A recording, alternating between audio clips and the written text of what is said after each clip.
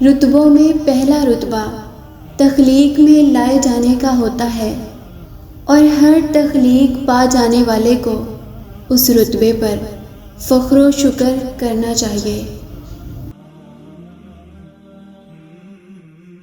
دنیا کی سب سے قدیم اور مقبول شاہراہ صراط مستقیم ہے۔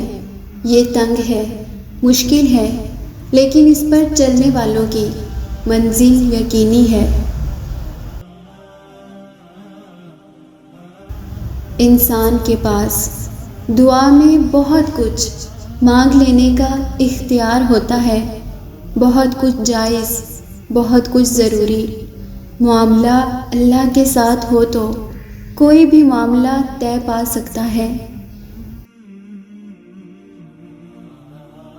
کائنات کی وسعت ایسی ہے کہ آنکھ میں سما نہیں سکتی، اور اس وسیع کائنات کا رب بندے کے دل میں سما جاتا ہے۔ یہ خدا کی چاہت ہے کہ وہ اپنے لیے بندے کا دل چنتا ہے۔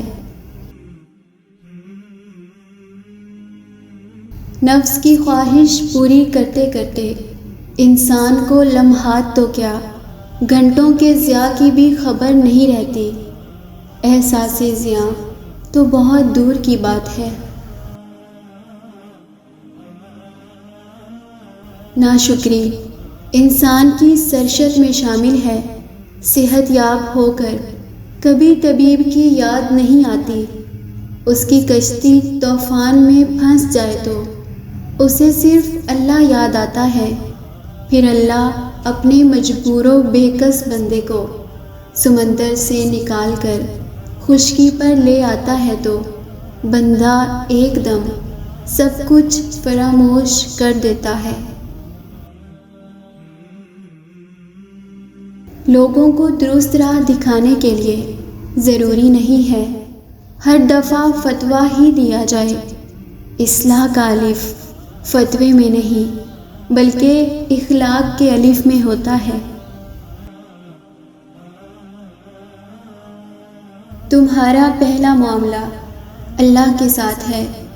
ایکسپوز ہونے سے پہلے توبہ کر کے تم اپنا معاملہ ٹھیک کر سکتے ہو۔ اگر اللہ تمہیں معاف کر دے تو وہ لوگوں کے دلوں میں تمہارے لیے نفرت اور دشمنی خود بخود نکال دے گا۔